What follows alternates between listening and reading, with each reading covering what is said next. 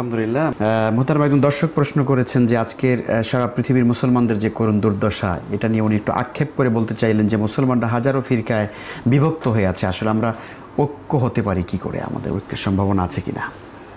জি, বিভক্তির একটা বাস্তব, আর বিভক্তি আমরাই তৈরি করেছি। জি, এখানে দর্শকের জন্য প্রথম কথা হলো ঐক্য এবং বিভক্তি মূলত মনের ব্যাপার। এটা একটা কালবের ইবাদত, কালবের আমল। তো প্রথম কাজ হলো আমাদের আমরা অন্তর দিয়ে সবাইকে ভালোবাসি।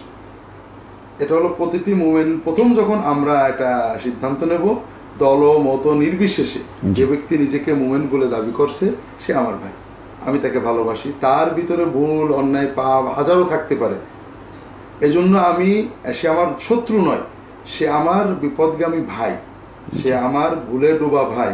যেমন আমরা একটা কোনো নাপাক অপবিত্র কিছু দেখলে ঘৃণা করি, কিন্তু আমার ছোট্ট ছেলে ছোট্ট ভাই যদি গায়ে অনেক ময়লা জড়িয়ে আমার কাছে আসে, আমি কিন্তু ভাইকে ঘৃণা করি না। ভাইকে ভালোবাসার পাশাপাশি ময়লাটা দূর করার ব্যাপারে একটা মনে আবেগ থাকে যে ওকে পরিষ্কার করতে হবে। তা আমরা আমাদের মোমেন ভাইকে কখনোই দুশ্মন মনে করব না। প্রতিটি মোমেন যে নিজেকে মুসলমান দাবি করে সে আমার ভাই, তার ভিতরে যে অন্যায়গুলো আছে সেজন্য আমি আল্লাহর কাছে দোয়া করি, আল্লাহ থেকে ভালো করে দাও। এটা আমাদের প্রথম ধাপ। অর্থাৎ ঐক্যর কথা যতই বলি, ঐক্য আল্লাহ তাআলার পছন্দ এবং শয়তান এতে খুব কষ্ট পায়। এই জন্য শয়তান এবং তার সাথীরা অনৈক্যের জন্যই সর্বদা সক্রিয়। সারা বিশ্বে মুসলিম দেশে যে কোনো দেশে কয়েক লাখ মসজিদ হয়েছে, এতে শয়তান নারাজ হয় না। কয়েক হাজার মাদ্রাসা হয়েছে, এটা তো এত বেশি কষ্ট পায় না।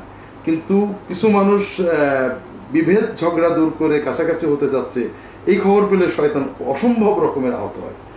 তো এই জন্য এটার ব্যাপারে আমরা বুঝি যে যারা ইমানদার তারা কষ্ট পান এই বিভক্তিতে। এটা হলো প্রথম কথা। দ্বিতীয় হলো ঐক্য আল্লাহর হুকুম, ওয়াতাসিমু বিহাবলিল্লাহি জামিআন, আল্লাহর রজ্জু ধারণ করো ঐক্যবদ্ধভাবে, ওয়ালা তাফাররাকু, বিভক্ত দলাদলি করো না। এখানে আমাদের ঐক্যের মূল নির্দেশনা আছে, সেটা হলো আল্লাহর রজ্জু। আর আল্লাহর রজ্জু হলো কোরআন। আমরা যদি কোরআনটাকে সবাই মেনে নিই, যে কোরআনে যেটা আছে ওইটাকে সর্বোচ্চ গুরুত্ব দেব, এবং কোরআন যেহেতু রাসূলুল্লাহ সাল্লাল্লাহু আলাইহি ওয়াসাল্লামের সুন্নতের কথা বলেছে, অন্য জায়গায় রাসূলুল্লাহ সাল্লাল্লাহু আলাইহি ওয়াসাল্লামের সুন্নতের নমুনা আসছে, তো কোরআন এবং সুন্নাহকে যদি আমরা মূল ধরি, যে আমরা এইটা সর্বোচ্চ গুরুত্ব দেবো, এর বাইরে ইখতিলাফ যেটা আছে প্রাসঙ্গিক, এটা যার যার তার এটাকে আমরা গুরুত্ব দেব না, যে যেটা করে করুক। এটা যখন আমরা মেনে নেব, তাহলে আল্লাহর রজ্জুকে ধারণ করা হবে, তখন আমাদের ঐক্য এসে যাবে। তৃতীয়ত, যে অনৈক্যের কথা যারা বলেন, আমাদের সাধারণ মুসলিমদের উচিত তাদের সাথে একমত না হওয়া।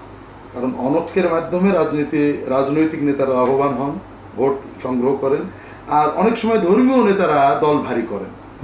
তো এই জন্য যদি কোনো ধর্মীয় নেতা অনৈক্যের কথা বলেন, আমরা তাদের জন্য দোয়া করব, কিন্তু তার অনৈক্যের কথায় একমত হব না। বরং সকল মুসলমানকে আপন জেনে, ভাই অনুভব করে তার জন্য ভালোবাসা প্রকাশ করবো, যেটা আল্লাহ কোরআনে বলেছেন, ওয়াতাসিমু বিহাবলিল্লাহি জামিআন ওয়ালা তাফাররাকু, ঐক্যবদ্ধভাবে আল্লাহর রজ্জু ধারণ করো, বিভক্ত হও না। এরপরে ওয়াযকুরু নি'মাতাল্লাহি আলাইকুম ইয কুনতুম আ'দাআন ফাআল্লাফা বাইনা কুলুবিকুম ফাআসবাহতুম বিনি'মাতিহি ইখওয়ানা। তোমরা পরস্পর শত্রু ছিলে। তাহলে শত্রুতা হলো বিভক্তি, মনের ভিতরে এক মুসলমানকে শত্রু মনে করা। আল্লাহ তোমাদের অন্তরে ভালোবাসা দিলেন, তোমরা ভাই ভাই হয়ে গেলে। এক মুসলমান আর এক মুসলমানকে ভাই মনে করা, মহব্বত করা, এটা হলো ঐক্য। এটার জন্য আমরা অন্তত কেউ না পারি নিজে প্রত্যেকে চেষ্টা করবো। মোহতারাম, আমার মনে হয় যে ঐক্যের জন্য আপনি যে আয়াতে কারিমা তেলাওয়াত করলেন, আল্লাহ তো সেখানে কোরআন কেন্দ্রিক ঐক্যের কথা বলেছেন। কিন্তু আমরা আমাদের সমাজে দেখি যে আসলে হাজারো পথে মানুষেরা বিভক্ত আছেন। একজন আলেম কিছু গ্রুপ নিয়ে আছেন, উনি ওনার মতো চলছেন আর বলছেন যে আসেন আমরা সবাই ঐক্য হই। তো আসলে কোরআন কেন্দ্রিক ঐক্য ছাড়া তো ঐক্য হওয়া সম্ভব। আমরা ঐক্য বলতে এখানে একটা বড় গুরুত্বপূর্ণ বিষয় আপনি বলেছেন, সেটা হলো ঐক্য মানে একমত হওয়া নয়। জি, বিভক্তি, দলাদলি আর মতভেদ এক না। আমরা যেটা বলি, সবাই আমার মত গ্রহণ করে আমার মুরিদ হয়ে যায়। জি জি। অথবা কখনো মনে করি ঐক্য মানে সব মতভেদ বর্জন করা। মতভেদ দূষণীয় নয়। জি, মতভেদ থাকতেই পারে না, থাকতে হবে। জি, স্বামী স্ত্রীর ভিতরে মতভেদ নেই এমন কোনো পরিবার নেই। ছেলে পিতা পুত্রের মতভেদ নেই, ভাই ভাই মতভেদ নেই। মানুষ যেহেতু জীবন্ত, আর জীবন্ত মানুষকে রবট তো নয়। জি, কাজেই মতের ভিন্নতা এসে যাবে। আমরা অনেক সময় মতভেদ আর বিভক্তিকে এক করে ফেলি। মতভেদ হতে পারে, কিন্তু মতভেদ যখন হৃদয়ে যায়, মতের ভিন্নতার কারণে তাকে ভিন্ন দল তার প্রতি বিদ্বেষ পোষণ করে, এটা হলো বিভক্তি।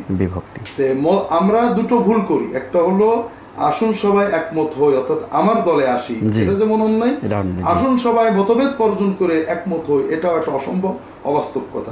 প্রত্যেকের ভিতরে নিজ নিজ মত সহ আসুন সবাইকে ভালো মৌলিক বিষয় আমরা একমত হতে হবে নয়, প্রত্যেকে সকল মুসলমানকে এক দল মনে করতে ভালোবাসতে হবে, একজন অপরজনকে শত্রু মনে করা যাবে না, তার বিরুদ্ধে গালি দেওয়া যাবে না, মতবিরোধ করতে গেলে সম্মানের সাথে করতে হবে, এটা হলো ঐক্যের প্রথম ধাপ।